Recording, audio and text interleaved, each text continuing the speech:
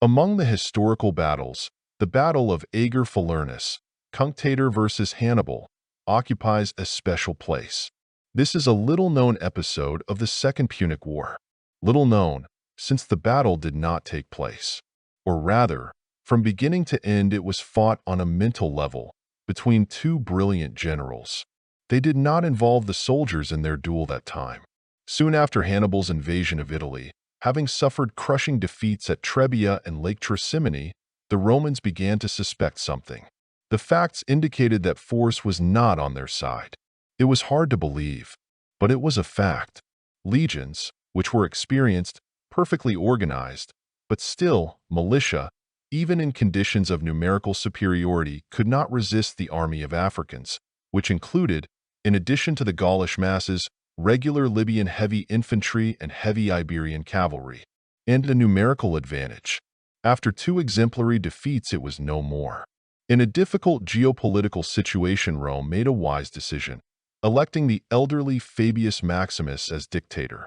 The remaining troops were entrusted to the commander, known for caution and deliberateness of decisions, and Fabius, who received the nickname Cunctator, slow, continued the war against Hannibal in accordance with his own principles, very deliberate and cautious.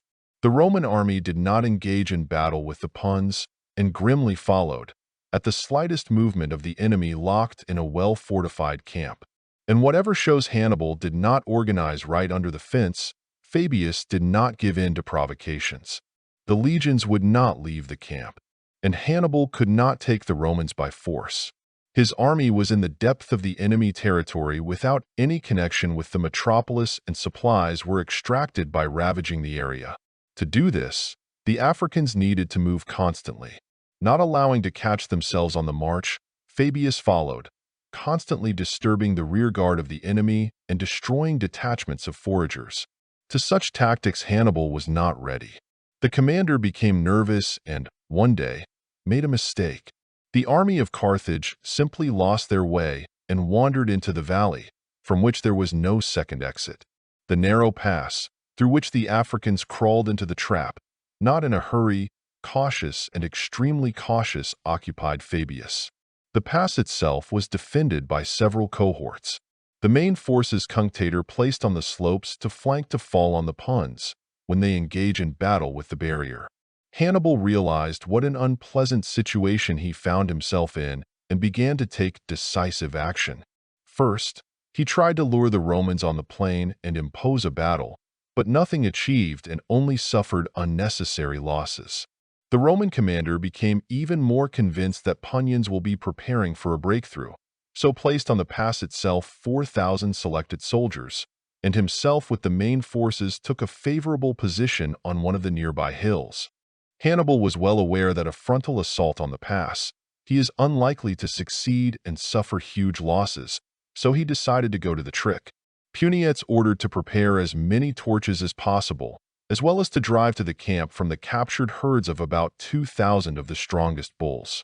When this was done, Hannibal summoned the workers who were in the army and ordered them on a signal to start driving the bulls in the direction of the Roman detachment blocking the pass.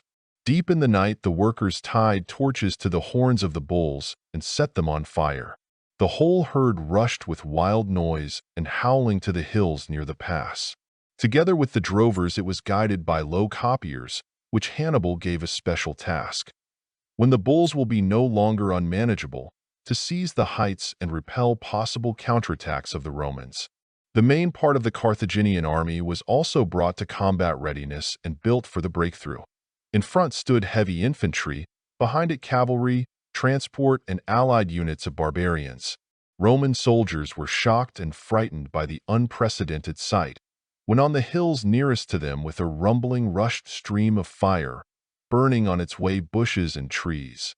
In the darkness it was difficult to make out whether it was actually a crowd of men or animals. Afraid of being surrounded, the Romans began to leave the pass and climb the heights to fight back. What was their surprise when they came across several bulls with torches on their horns? The confusion intensified when the Romans ran into the Carthaginian copyists following the bulls. A clash ensued, which, however, brought no clear success to either side. In the main Roman camp also noticed the torch procession. Fabius Maximus realized that Hannibal used some trickery, but because he was slow, decided not to risk and stay with the army until morning on the protected positions. Hannibal, meanwhile, under the very nose of the Roman strategist, unimpeded, led the army through no one guarded pass, and then sent to help the Copitsiki on the hills Iberians, for whom the mountainous terrain was accustomed and convenient for fighting. As a result, Punici defeated squeezed from several sides guards of the pass, took the wounded and joined the rear guard of the main army.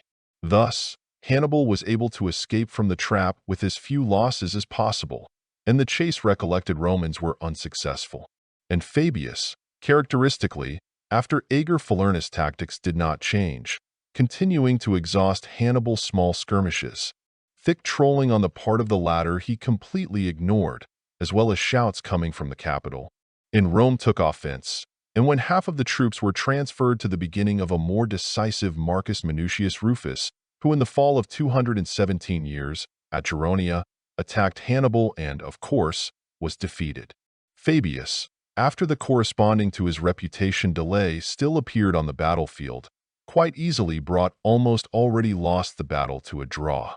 That is, having fought Hannibal not twice less, in equal force, Fabius Maximus, most likely, would have broken the Africans. Or maybe not. Cunctator did not want to risk it.